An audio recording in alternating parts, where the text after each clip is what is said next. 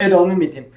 بالاخره دیگه من بلند شدم، دو تا از این افرادی که دورمون بودن، من اسم نمیارم، اگه آقای و خوشم میاد بگن من اسمشون بیارم. من یکیشون به زبان انگلیسی مرتضی، یکیشون به ترکی. رفتیم و این که از استانبول به آنکارا بودجه هم نبود، حرکت هی بریم هی بیام، با این سفارت با این سفارت با این سفارت، بنده سفیر امام زمان اینو تا اینکه یکیشون گفت بله ما میکنیم این کار، ما صحبت کردیم با کشورمون، با سفیرمون و میکنیم این کار. آقا ما رو میگه پشت زمان از، یعنی به شما جا دادن تو اون کشور که برید اونجا فعالیت کنید؟ بیاد اینجا پم کنید، هر کار دلتون میخواد بکنید، فعالیت سیاسیتون رو بکنید، دانشکدهتون، هر چی کاری دلتون میخواد ما میکنیم این کارو برای شما. تحقیق کرده بودن، چیزی قبولم کردن. آقا ما هم خوشحال اومدیم. آقا شد. ایشونی که اینطوری بود همیشه فوش و ولی بیده از صبح ناله و چی و اینطور. نه آقا هدف این چیزا نیست که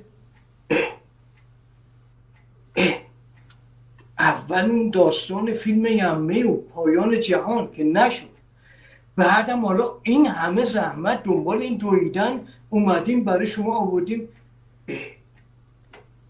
خب دیگه این در درون آدم دیگه میفهمه که، یعنی قبول نکرد که بری تو اون کشور؟ آخه گو اصلا هدف ما چیز دیگه و جهان ما چیز دیگه و فلان. آخه دوستان بیا چی بگه، با چه معلومات و با چه ایده‌ای، با چه چیزی، بیا چی بگه. خلاص اینم تموم شد و دیدیم نه بعدن دیگه. خب اینم دیگه آقای میزن چون دیگه میدید در درون من دیگه از اون جوونیم پیششم همه اینا دیدم، گفت شما بلند میشی میری سفارت ایران که دستگیرت کنن ببرنت اوین و از توی اوین شروع کن به کار کردن. من این تک بچه خانواده و با چه سختی خودمون رسوندیم به اینجا، فرار کردیم بعد از فیلم یمه، به چه بدبختی به اینجا اومدیم. حالا بلنشیم دوباره. مگه آدم میاد با عزیز خودش این کارو بکنه؟ یه کار نامردانه، ناجوانمردانه، غیر انسانیه. بنده هم که آماده عملیات انتحاری بودم دیگه، مثلا رمقی برای شادی نداشتیم، صورت افتاده، همه چیز پکر، اصلا دیگه از ما چیز نمونده بود. رفتم تو سفارت و با آقای زعفرانچی سفیر ایران در ترکیه در اون سال 88 اینطوریا، نه کمتر 86 صحبت کرد. رفتم تو ایشون گفتم بفهم که منو بگیرن دیگه، که بگیرن پسم بدن. باید 88 باشه چون که 88 نبود، 86 بود. خب که منو بگیرن پسم بدن. رفتم گفتم آقا بله من اینجا اومدم، حکومت خمینی باطله، ایشون که اینو گفته و این تو امام زمان اومده و فلان بسار و اینا، همه حرفایی که مثل ماشین میگفتیم بهشون گفتیم. آقای زعفرانچی مهدش سبزی بود، یادم هنوز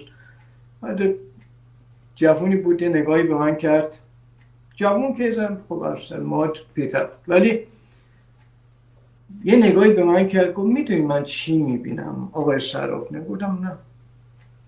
گفت من یه آدم میبینم قلبش تک، من یه ذره از این صداقت و پاکی که در شما میبینم در خودم حتی نمیبینم.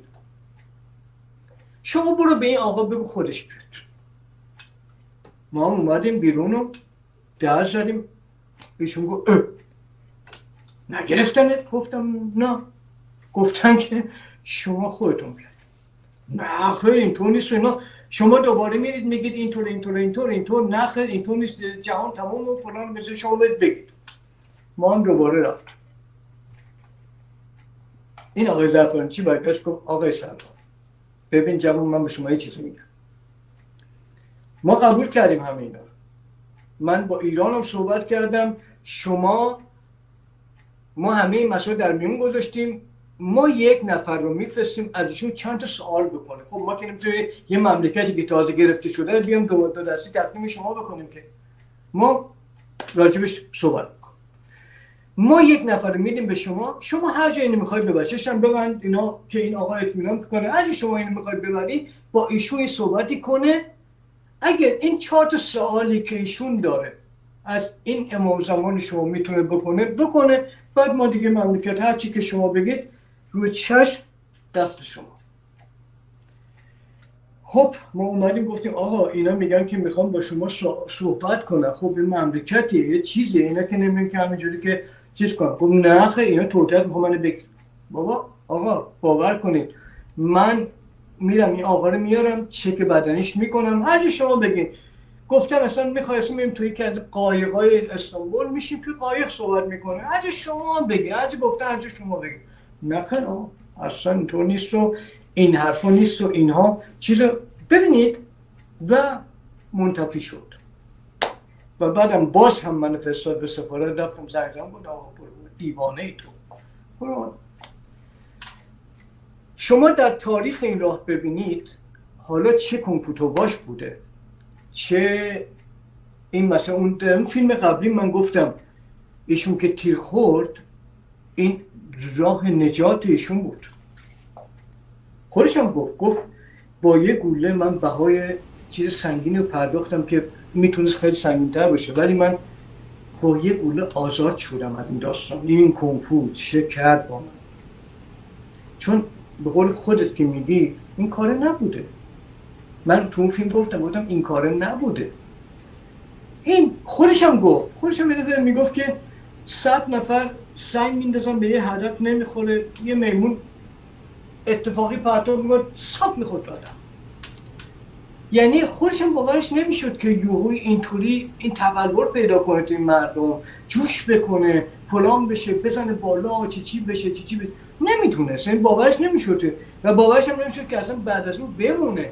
برای هم میگو بابا نکنید، این تهوع استفراغ منه که نشستن اینا من با قاشق میخورن ملت. خودش هم میدونست این حرکات این چیزا دوامی نداره، ریشه‌ای نداره. میگفت من هیچ وقت ندیدم آقای میرزایی از کنفو اینا صحبت کنه. این مسئله که شد ایشون گفت آقا جون میدونی چیه، تو اصلا من اومدم خونه و یکی از این یارانی که داشتیم خیلی هم دوستش دارم و دوستم هم داشت، گفت بابا تو چرا نمیفهمی، تو تمام گذشته این فردی و دیدی و تنها مدرکی که باید پاک بشه توی. تو اگه بری بالای اون ساختمون 100 طبقه خودت بندازی پایین راه حل تمومه. برو این تا تو رو نکشه بده نمیکن.